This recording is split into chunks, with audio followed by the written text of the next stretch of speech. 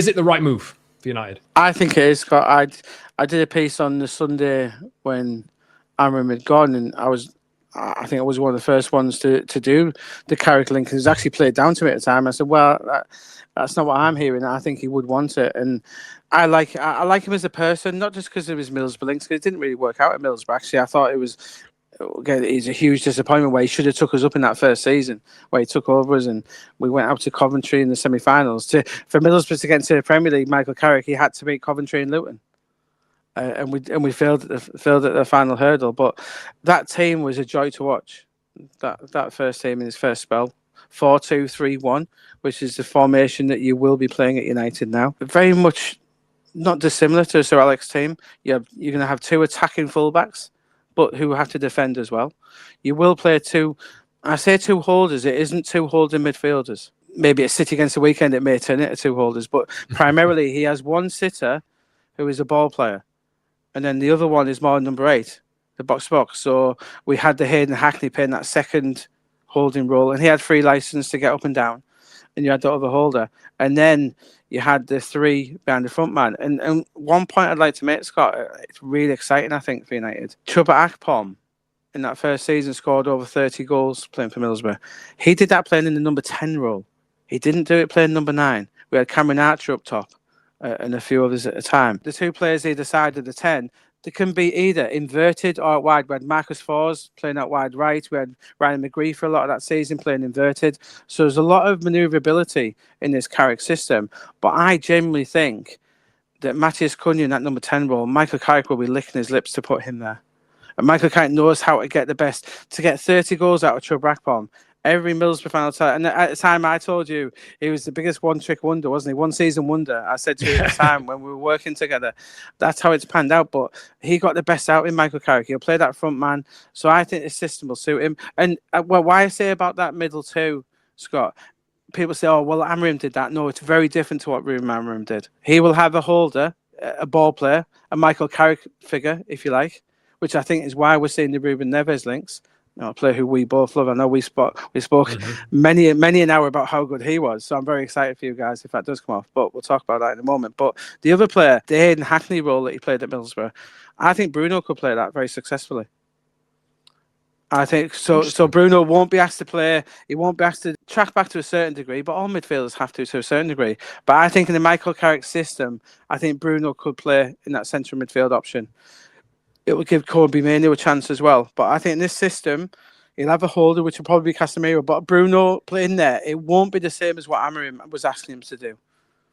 He won't be tracking back and filling the gap. It'll be one holder and then the other player pushing on. That's what he used to do at Middlesbrough. And then you have that number 10, who was more of a centre forward, who is more perfect than that in the Premier League to play that role than Matthias Cunha. I think it's very exciting. I think the squad will suit Carrick down to the ground. And he really could hit the ground running. I think he could really hit the ground running. The back 4, you've got a plethora of options at the back. You know, going United forward, have like 6 centre backs now.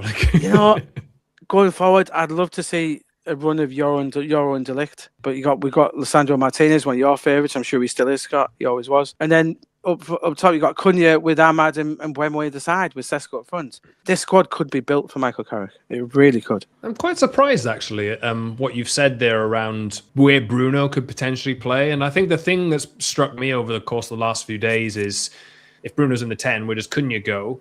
Because they've got Sesko. Cunha is, does he? Does that the other point I would say, Scott, on that, where I alluded to there, Marcus Fors, centre forward, he played on the right, so he might end up playing Mbeumo Cunha out wide as well. There is that option. He does have the ability to change these players. There's a lot of options. I think we've been looking at the United team over the last few weeks with AFCON and with the injuries that they've had, and it's been pretty much bare bones. But when everybody's back, and if you've got one game a week, which it is going to be now because it's out of the FA Cup, the hands of Brighton, the League Cup, and there's no Champions League as well. All it is now is Premier League only. So I think Carrick's going to have a good opportunity to get his feet under the table. And look, he's got a difficult start, and he's got City and then Arsenal, which is difficult a couple of games as you could really get. And again, he does have that ability to play two holders as proper holders as well. So again, City and Arsenal, you would imagine that Bruno would play in the 10. But I think long term, obviously we're talking long term and what he sees as a future team. But yeah, obviously, hopefully the fans won't judge him on these two games because it is a baptism of fire, isn't it? It really is. Yeah, well, I think fans are just clamouring for any kind of positive they can get out of United at the moment because we haven't had much. The positive you got to take from it is you haven't done the silly appointment of bringing Ollie back. You've gone for Michael Carrick, who, he did have his issues at Middlesbrough. I would highlight his substitutions were a problem. He refused to change things till very late in the game. But, we see with a lot of managers who in the second spells are much improved. Gareth Southgate, for instance, who we'll talk about maybe in terms of summer recruitment with United. We'll come back to that Teesside link. I like Gareth. I think Gareth's a very good fit for United. I think he's an ideal fit for you, Scott. I do. I think Gareth would be a great fit for you. But look, he learnt an awful lot from his spell at Middlesbrough, and then he became England manager, etc. But these second spells to these managers, I think Carrick has the ability to have learnt an awful lot and could have a huge say on who the next manager is. I don't think he'll want it long term necessarily, because I've heard that he's very happy in Cheshire. He's got an estate out there. His son's coming through the system, and I do understand that he does want to be part of United long term as part of the structure. Whether that's a day-to-day first team role, not so sure. But would anyone say no to that job if offered it? Don't think they would. You mentioned Ollie there. Now, I know that there are people who do listen to this that are very much want Ollie back. I think it has been, you know where I stand on this. I'll go over this ground, I suppose, now as well.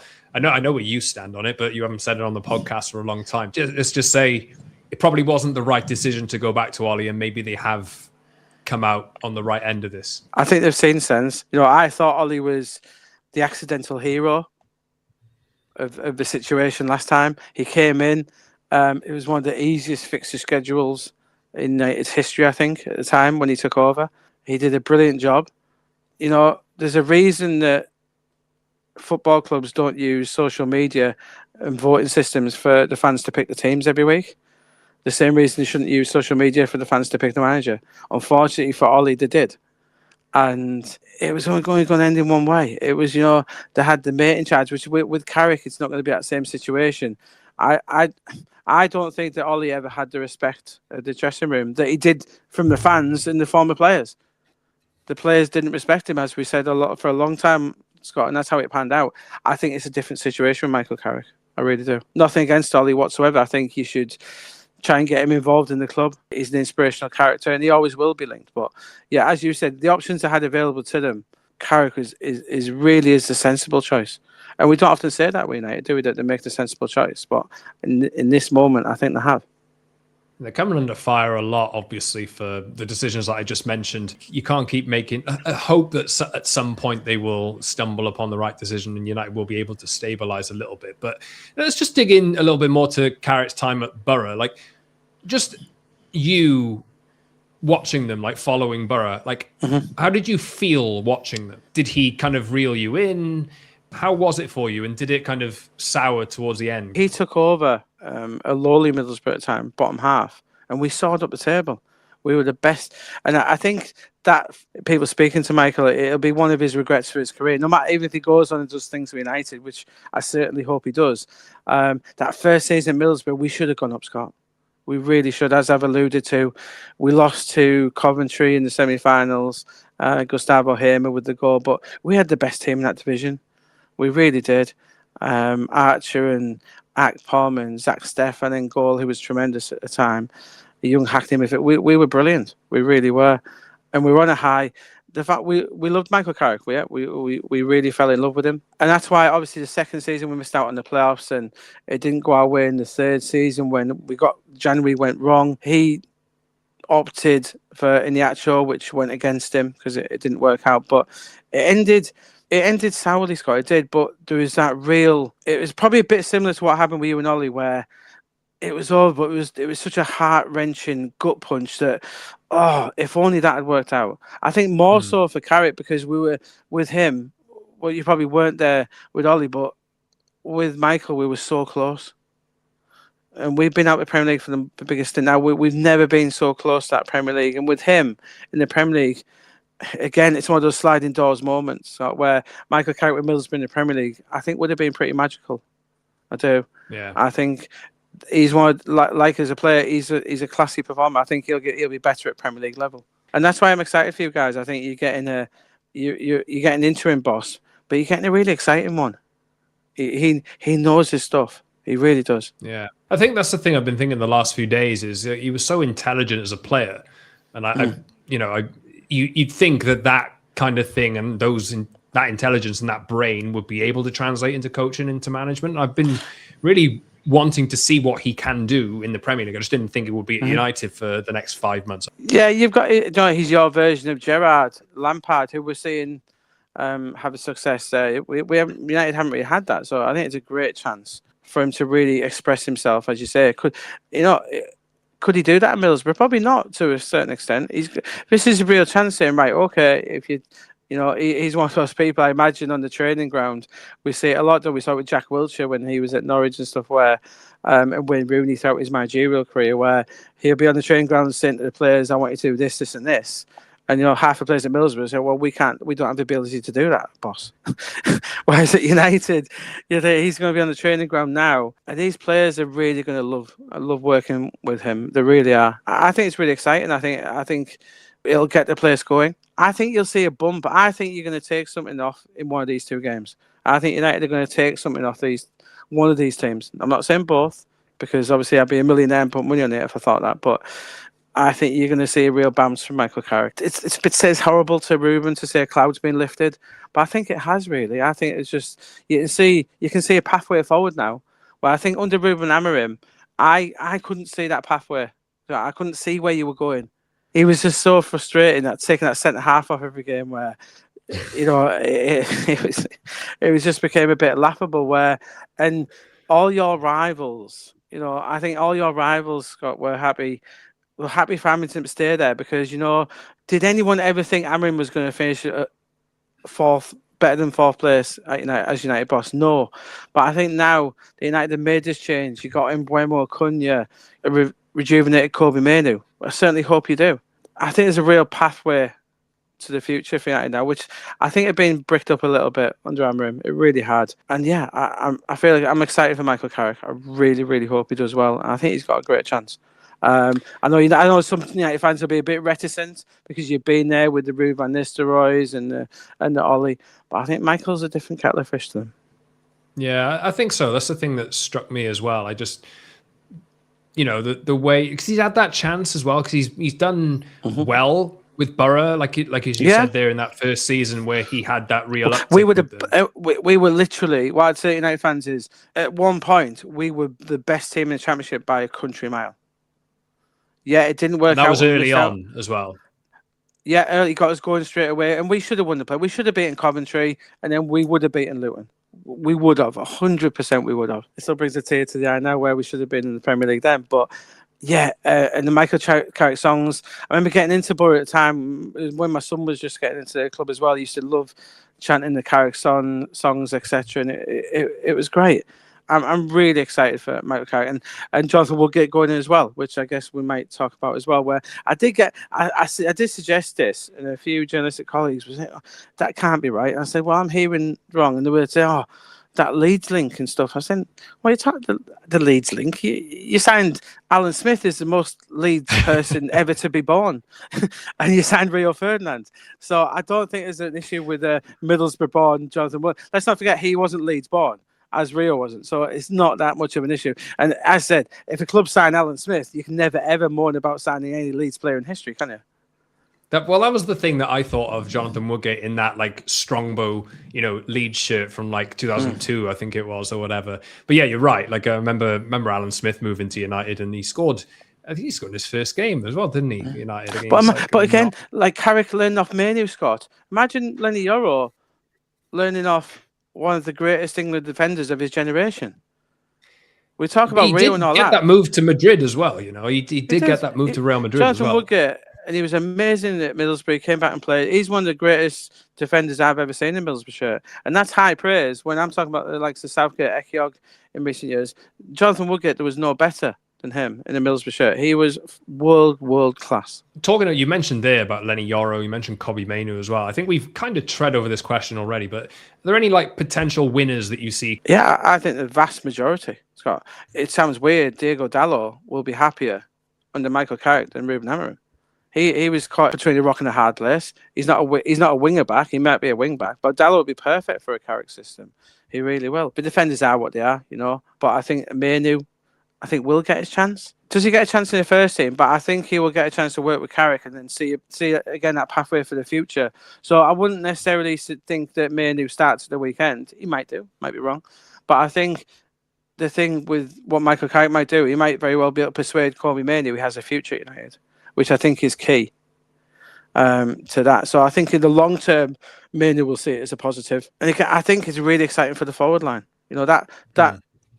The system he played, as I said, so that the 3-1 system, but with that number 10 behind the forward, I think that's so exciting for United. The players you've got in that squad, it's really exciting. And Buemo, Cunha, Bruno could play that 8 in there because there is that role for him. I don't really see too many negatives, really. The one who I would maybe have a worry about, ironically, he's been playing well recently, Patrick Dorgu. Not sure where he fits in. I don't think he's a good enough defender to play as a fullback, maybe an attacking fullback, but against the real good teams. Still young though, Yeah, has he got a role as an attacking midfielder? I certainly wouldn't say no to that. But off the top of my head, I'd say Dorgu might be the most worried of where he would fit because he was one of the real Amorim specific signings, wasn't he? Yeah. For that system. And I think nobody knows really what position he is. Like he played at Lecce on the right of the attack and scored a few goals. He's played there recently for United. Then he plays on the left side on the left wing in Fletcher's game. Again, if he's putting the crosses in, I think it wouldn't blow me away if you had Cunha centrally. If Mbuemo's not there, you could have a Dorgu and Ahmad either side of Cunha or Mbuemo playing centre forward. Wouldn't surprise me. In the future, in his current role, there isn't one. But yeah, let's see where it pans out. Just quick on Kobbie Mainoo. Like, there's obviously talk about him wanting to go, and I think that's been very much linked to Amorim. Let's not beat around the bush. United have treated Kobbie Mainoo dreadfully since he scored that winner in effort. People forget this, and I keep on drumming this into people. Scott, that after he scored that winner in the FA Cup final, we were talking about it. They were quite advanced with contract talks with him at that point. He hasn't signed a new contract since before that FA Cup final. He is one of the lowest paid players in this squad. A homegrown England international. He is being treated shabbily. And if he was of the opinion that Michael Carrick tries to put his arm around him and says, look, boss, I'm not having it, I'm leaving in the summer. I couldn't blame him for that. Don't think he will. Because he's a terrific character as well. What he's had to put up with, I think, has been, staggering. It really is. But I think Jason Wilcox has the ability here, and he has the option to. It sounds harsh. He has that option to pass the buck and just blame Amorim. Oh, Ruben told me he didn't want you, so I couldn't do it. Here's a new contract. And if I was Jason Wilcox, after a few weeks under Michael Carrick's tutelage, I'd be getting him in there to sign a new long-term contract. And I'm sure from the United base I hear from, that would be very popular. I think this is the one. I was convinced that Mainoo was going to leave in the summer. I think speaking to people close to his family, they were desperate to leave this month, not just for a World Cup spot, Scott, just to play. He just wants to play, the lad. He really does. But he wants to play in the red shirt. He wants to play for Manchester United. But I think this would be a great chance for him now. And what better person, as we alluded to earlier in the pod, Scott, what better person to learn from Michael Carrick? If he says, boss, I think I can play this number 6 role for United for the next 10 years. And he said, well, you spend 6 months with me and I'll teach you how to play it. Yeah. It's a great chance. It really is. Nobody better really to learn off, given what he achieved at United. And look, I want that.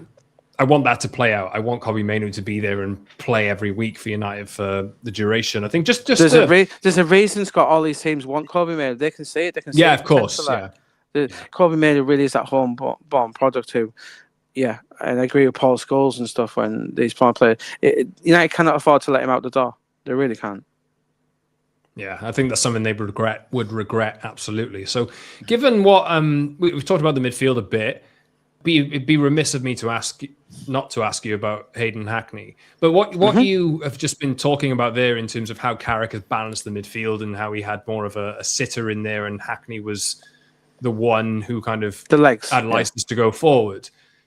We've kind of just talked about there. If this is Carrick's system that you've just really named it, that Bruno Fernandes could play there, that Kobbie Mainoo could play there, really, where would he fit in? Like, for starters, does this make any sense to you? People are piecing 2 and 2 together now because they've been linked before, but Carrick's gone in and he's played a part in Hackney's career. It's kind of a 2 and 2 put together because United need a midfielder. United have always been aware of him, as all the Premier League clubs have. The thing about Hayden Hackney this season, Scott, he's kicked on massively. He is now one of the best players in the Championship. Before, when we used to talk about him, it was always about potential. United saw that it was about potential. They were a bit not frightened off, but he wasn't really anything to write home. Was he much better than what United had in the system? Probably not. But now he is matured brilliantly. He has that game in him where he used to play in that system, and everyone used to. If you look at your app, you see Hackney sitting in the 2. Everyone assumed Hayden Hackney was a defensive midfielder. He is not a defensive midfielder. A bit like Kobbie Mainoo, really, but with a bit more attacking intent. He can play anywhere in that midfield. He's been absolutely outstanding this season. He really has. And I didn't really see him for a Manchester United or a Tottenham, for instance. But this season, he's pushed on so much. I could see it now. I really could see them doing something. Let's look at the way Alex Scott has progressed at Bournemouth. They signed him off Bristol City, 25 million. It took a good 18 months to adapt. Now he's playing out of his skin. Hayden Hackney, to be fair, is now more advanced than when Alex Scott was signed. He was Championship level. Hayden Hackney is ready for the Premier League. In terms of the summer, he's not going to move in January. We know that. Middlesbrough are insistent on that because he would be a great fit for Michael Carrick in the system. He would be. He would add those legs in there. Casemiro coming towards the end, but he would be a good fit for United. But it depends who the manager is, Scott. It'll totally depend on that. I can see him at United more so than I have done in the past, just purely to the level he's gone now. He really has gone to that level where if he was signed by a top 6 Premier League team, yeah, you could see it because he's playing that well. And he wouldn't look out of place. He really wouldn't now. What's Middlesbrough's likely price tag on him? Because those Championship signings are getting expensive. In this January, it'd be over 30 million if you wanted him this January. Let's not forget last January and what did for Michael Carrick, ironically. Middlesbrough sold Latte Lath. They sold the best player. And then they went and signed Iñárritu. Carrick, at the behest of, he sought advice from Johnny Evans, who gave him a bit of a bum steer for Iñárritu, who one of the worst signings in recent Middlesbrough history. Looked like he was too fond of a Parmo, Scott, should we say? And obviously, look, if you we all know what a Parmo is on Teesside. If you don't, Scott, go look it up. I definitely know what it is. Yeah. A wonderful dish. Anyway, so let's not forget, even last January, that did for Carrick, that January signing. So to get him out this month, you're going to have to pay 30 to 35. I don't think anyone's doing that because it would cost Middlesbrough promotion. But in the summer, he's only got a year left, Scott. And he has just changed agents, Hayden Hackney, this month. He's got a new agent now. That's for a reason. Remember last summer, he turned down Ipswich Town. And I think that was the real shot in the arm he needed, where who came in for him? Ipswich are a good team, they did. And Middlesbrough accepted the offer, but he didn't go. He knows he's better than that. No disrespect. And it was not disrespect to Ipswich. It was just he was better than going to another Championship team. And that's where it's transpired. So he will go, Scott. If we don't get promoted this season, he will leave. And he's a thoroughly exciting prospect. He really is. He's got games under his belt. He's added goals to his game as well, which I think a lot of United fans will notice. He's a really cracking player. He is. And it would be lucky to have him. But and if Michael Carrick does stay long term, there's no one who want to play for more than Michael Carrick. It's interesting. There's lots of players from the Championship who've taken that step up, and it's proven to be like a really, really prosperous move. Well, look at Crystal Palace. Exactly. Eze, Elise, Adam Wharton. Yeah. So I think that Wharton one's the one where I always said to you, didn't I, previous incarnation, Scott, on our other transfer podcast, that how good Adam Wharton was. and people Yeah, I weren't remember. realising. You know, and Hayden Hackney is getting to that level now. I'm not saying it's because they're very different players. Wharton and Hackney, by the way, would be a great duo in any midfield. But yeah, a really fantastic young player who, yeah, is certainly on United's radar.